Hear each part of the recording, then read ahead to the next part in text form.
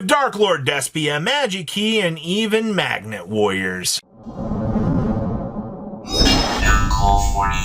Make sure you guys smash the link crap out of that subscribe button so you guys don't miss out on more awesome with the Genesis Championship coming up here for LGS. I figured I'd go over some Genesis list, kind of get a little bit of a peek into how this new format's going with the list. I do see Darklords look like a little bit of a viable discussion now. If you are wanting just to kind of have some fun, obviously Ixchel is about as costly as it's going to get. You've also got, obviously, the search cards here you can pivot into to go search for Droplet, which is pretty good. I also do see, yes, we are playing Allure of Darkness. I don't think that this is a terrible inclusion in the deck. You know, Allure is going to get you some pivot options. And of course, I mean, you do kind of have some worthless cards in here. I just also find it really funny that, you know, the Despia stuff actually slots very nicely into this deck to actually kind of help you out. Some of these extra deck options for Ultimate Slayer kind of stink now, but you know, costly cards are going to end up being costly. So I think that this strategy actually looks pretty good, especially for Turbo Darklord, good stuff. Next up, we have Magikey Primite Shenanigans. And, you know, I understand that people love Primite cards. It's just pretty expensive. They've chosen to play Droll and Lockbird as their expensive card, which means they're only getting one Lordly Load in here, which is a little bit disappointing, but perfectly understandable. You've also got a wider range of level 4 options for you to use, which you gotta remember we're playing ARA in here.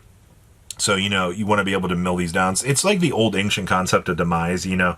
You're going to mill down the insects and kind of go to town. Well, this you're looking to mill down these good pieces to kind of be able to set up. I also see we have additional level 4s down here in the side deck as well. You might need to pivot into some additional pieces to actually help you out. I see we've got Cosmics and MST down here in the side deck as well, the form up interruption, but I think this is kind of interesting. I hadn't actually considered anything Magikey related to actually be an actual meta challenger, but this looks kind of fun. Next up, we have Magnets. The fact that nothing in the Magnet Warrior strategy itself is pointed, except for, oh no, Quakimeru Guardian! Well, you know, that's just Earth good stuff, having limitations placed on it. Naturia Beast is 50 points, which unfortunately, even in a format like this, I think seeing a Naturia Beast is going to really ruin some people's days here. We've also got the Gallant Granite, which, I mean, you're dedicating 33 points to be able to have some sort of searcher set up and go, which is good. They've also got a point dedication to the Emerald. Emerald's job is to be able to put back some resources for more of those long games. I don't actually hate this card. I think having at least one resource tool to be able to spin back some sort of support is actually going to help you out. So definitely an interesting toolbox just to see how the Magnet Warrior stuff is doing. I think this deck is going to definitely get more play though, especially with this new list. Next up is Dogmatica Voiceless Voice. Well, you know, when the whole Voiceless Voice deck is just pointed out in Barrier here, I'm actually surprised, Konami, that you've left this pointed at this number. But this list is doing something hilarious.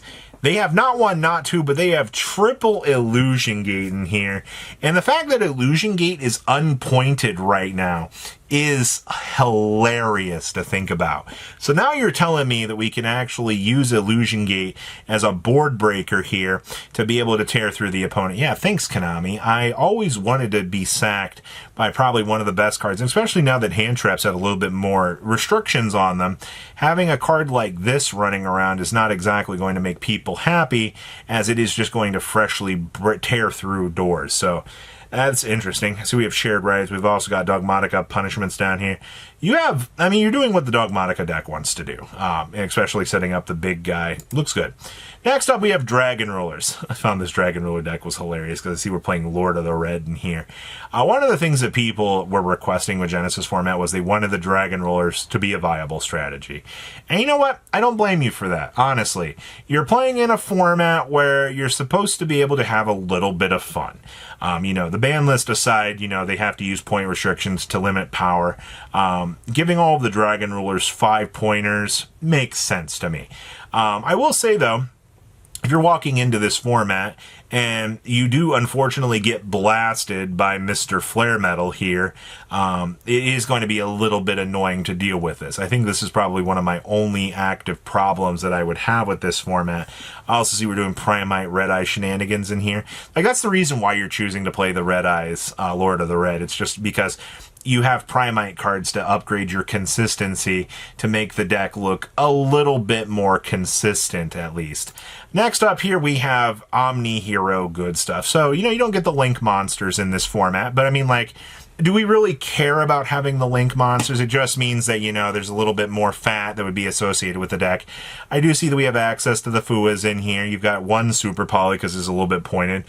You've also got access to Thrust, but I also see we're playing a Blazing Cartesia in here, and this is because you can go Fusion Deployment. I mean, whoa, I'm going to get Fusion locked in my Fusion strategy. I mean, like, I'm not really too worried about this. This is still going to be pretty decent for what you want to have. You're also only playing 2 Malicious in here. Once again, you're trying to keep this deck optimized. You don't want the deck to be too crazy in terms of ratios, but I think all of the numbers that you've got present in this list are going to be very good, and you just got to be aware, yes, you're playing heroes. You're not maybe getting the best of all of the worlds here, but I think you've got enough power to actually get this deck working, and that seems pretty cool. Next up, we have Exodia. There are so many people out here that Exodia just took some massive hits during the last list. So now you got people out here that are trying to, make Exodia look playable. Obviously, when Konami just refuses to limit the Exodia pieces themselves to any sorts of numbers, you're going to continue to have people exploring this. Now, this list is a little bit more off than you could imagine.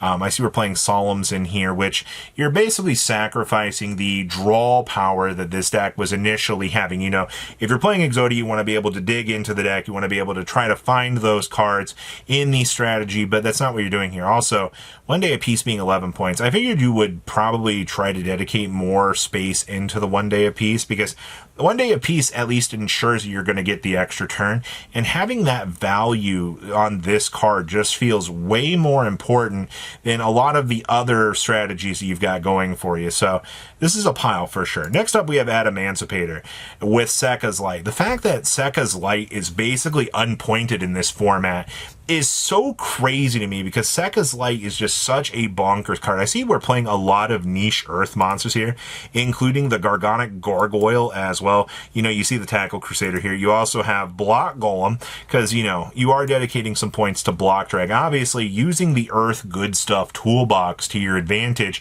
to be able to turbo through these different options is going to be good. And obviously, your point dedications are going to be your extra. You have the Emancipator monster down here, which is a 20-pointer. You have the Gallant Granite, which is going to be slapped in here, which is also going to be some massive points. And you've also got the Quackimero Wall, which this ends up being the Spell Negate. So actually having a Spell Negate in this deck, I think is quite nice. So you have a wide range of good rock support working for you in this deck. And I think your payoff is actually very, very strong for this.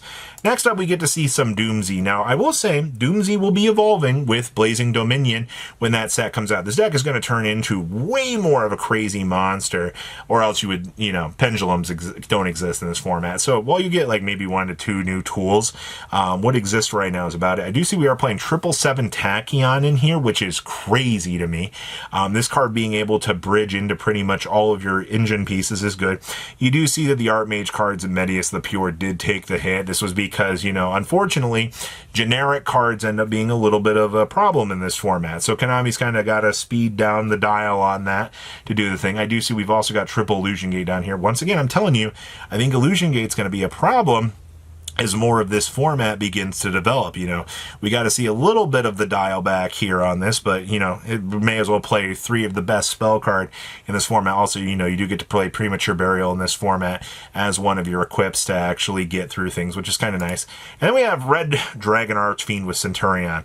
It's crazy to me that the Centurion card's 33 points on Uxwell, but I mean, if these cards were legal, at like full capacity, this might be a very strong deck.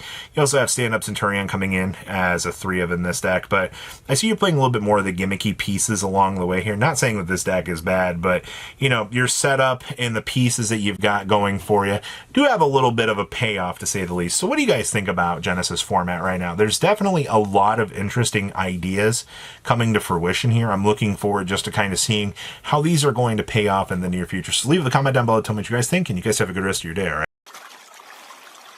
Patrons, thank you.